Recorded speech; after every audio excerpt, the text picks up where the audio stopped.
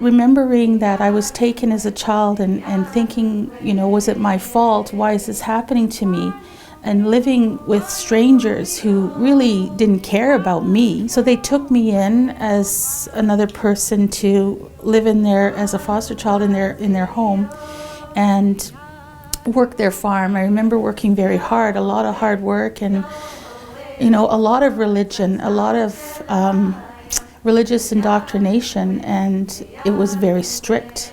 And there was no room for my culture or for anything about me. And they were adults, and some of them were just, deliberately racist and would say awful things and degrade me. And I know for me it was hard because I felt I had no one.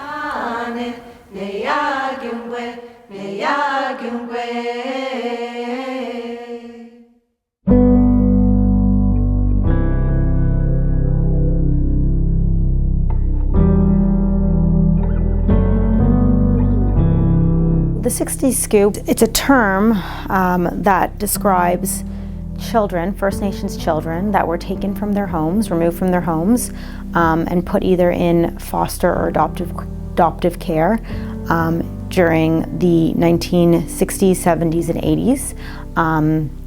And as a result, the First Nations children who were taken from their homes were put into non-First Nations homes, and as a result lost the ability to learn or to be brought up with their First Nations culture, tradition, customs, language, and as a result lost these very valuable things. It was a direct attempt to try to take the Indian out of the Indian. While I was raised in a family that supported me to be Indian, a lot of things that were taken away from me, such as language, the culture, not fitting in, the ridicule, substance abuse. There's a number of things. So in a way, I kind of feel that the 60 Scoop has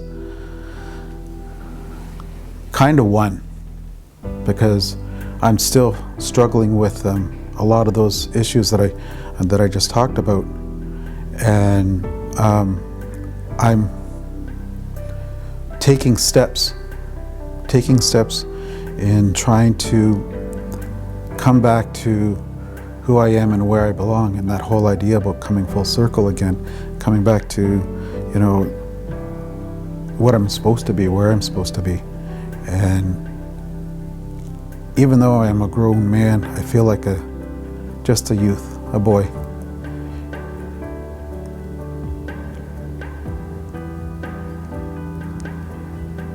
I still struggle with it. I still feel like a boy who's just kind of, sometimes just walking alone. And in 2 years' time, I'll probably go back home to Munich, Germany, where I'm from. And, I met my husband. I got stuck. I got married. At one point, he said to me, does it bother you? Let's wait him. Does it bother you that I'm an Indian? I says, Indian? I would never give it a thought. I never gave that a thought. Being an Indian to bother me. And he had that feeling that being an Indian would be some kind of disadvantage for him, which I had no knowledge of that, of coming from another country or from Munich.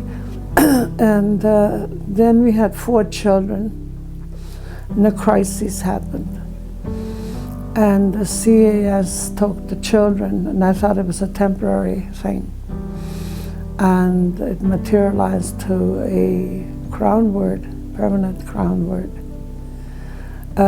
They said to me that there was a board meeting held, and they said, as long as Mrs. Atkinson, that time was Mrs. Atkinson, as long as Mrs. Atkinson resigns with her husband, William Atkinson, the children should not be returned. In essence, I should have a divorce, and I have to have a house. In my body, I had internalized already that being Native was a bad thing, that you were an alcoholic, that you were all these derogatory terms. So when I actually found out I was Native, I had already internalized that racism. And then when I did meet my birth family when I was 16, I went out to Edmonton, Alberta. Most of my family were coping with their grief and their loss and their pain from residential school using alcohol and drugs. So it just validated all those stereotypes that I had heard. And I internalized that racism once again. And there was nobody to tell me any different, right? There was nobody to say to me, you know, your parents went through residential school and all these colonial policies impacted their life, and this is how they cope with it. Nobody told me that, so it took a long time to undo all that harm. The anxiety has followed me my whole life. I have an anxiety issue. If I'm alone, I don't experience it, but as one more person comes around me, I have a heightened sense of anxiety. I have a hard time trusting people. And so I know that deep down inside myself, I have an ability to always make sure that I can take care of myself if I have to. And that's like an internal guardian I developed, like an inner voice. It's like that, you know, the invisible friend, if you want to call it that, because of the lack of trust. I have a hard time bonding with my children because I was taken at 11 months old, and I would have been changed various places before I finally was returned to my mother at 8 years old. So that kind of stripped the emotional gears in my soul or spirit, if you can call it that. And so the word love, I have a hard time understanding what that really means, and have a hard time understanding relation. You know, I push people away so I don't develop close relationships. It is emotional. And I know, you know, like there has to be healing on both parts. So the, you know, the ones that were adopted and the family members that missed out on all those years of having family, the ones that we've lost. I could imagine how a lot of people, you know, like what they've gone through. Louise is a dark-haired, bright 3.5-year-old who, although her mind can't comprehend it yet, is engaged in a desperate battle which will shape her future. Louise's fight is different from that of most adopted children because her new family is white, and she is Métis, part Indian, part white. She represents a challenge not only to her new parents, but to the branch of the Saskatchewan Department of Welfare called AIM, Adopt Indian Métis Center. There is a 6-month probationary period during which the family and the child can adjust. At the end of that time, the child may be returned, though not many are, or the legal rights to the child are transferred to the new parents. Her new parents are confident that given the love and security that their natural children have received, Louise will become a stable adult, proud of her race, proud of the white family which gave her the happiness and security she couldn't have obtained in a series of foster homes.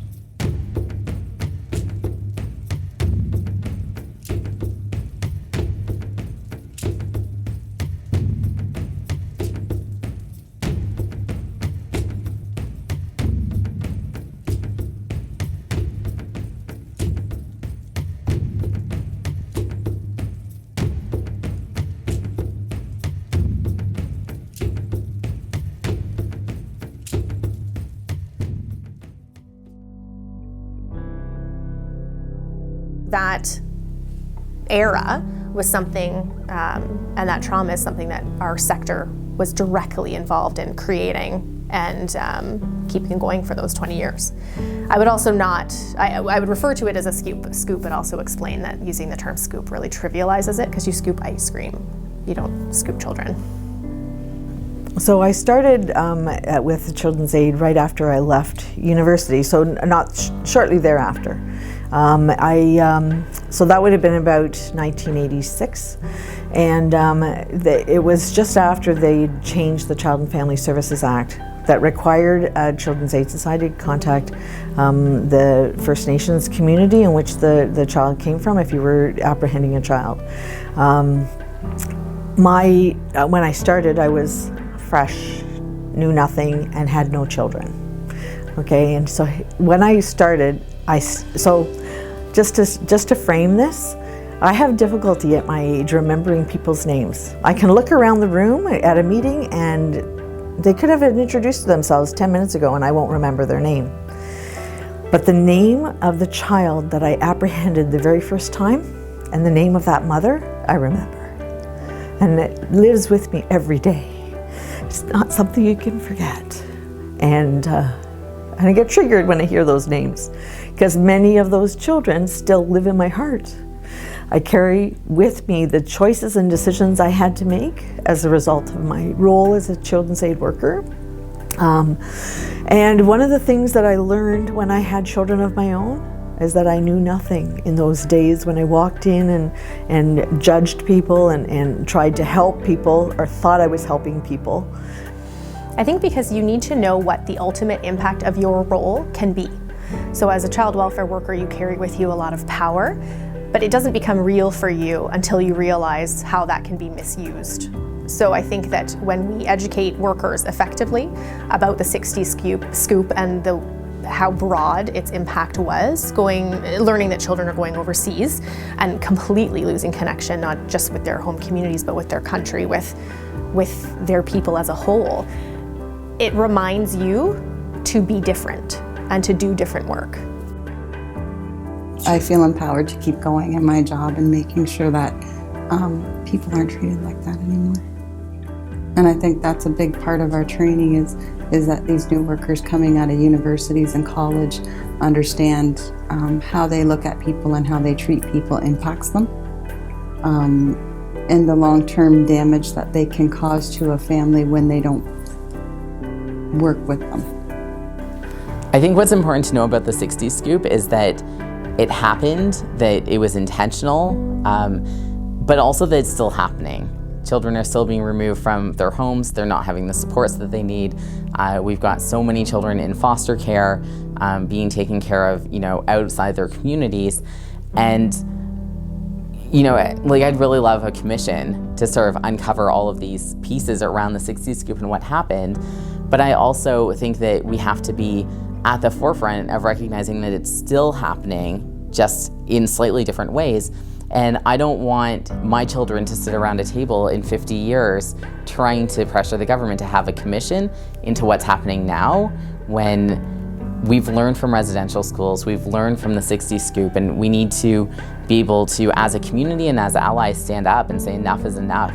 We need to change the system. So eternal vigilance is the price of equality. We can never give up this fight. You need a lot of persistence, because we started this case in 2009 and we're still going. It's 2017 and we're not done yet. And we have a very positive decision from the Ontario Superior Court, Justice Belababa, but we're not at the grand finale yet. So although we also do have a hearing scheduled for the final damages portion of this case on October 11th, 12th, and 13th, and we urge all survivors to come out and support us at that hearing. We still foresee there being obstacles before we get there, and even after we get there. I think that healing injustice, starts with acknowledgement of the pain that's been done to the community.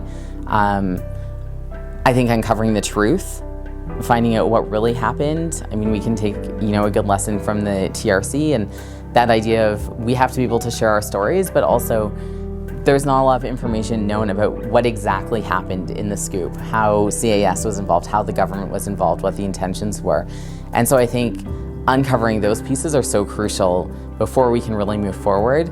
So our goal is to educate Canadians and raise the level of awareness of what happened to 60 scoop survivors internationally, and then also to advocate on behalf of 60 scoop survivors. And our goal is healing, right? Healing is so important. We need that.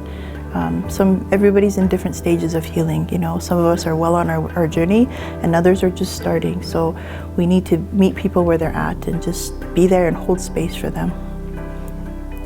You know, telling me that, well, what do we have to learn from the past? No, this is happening now. And we have to take action now, and it has to stop now.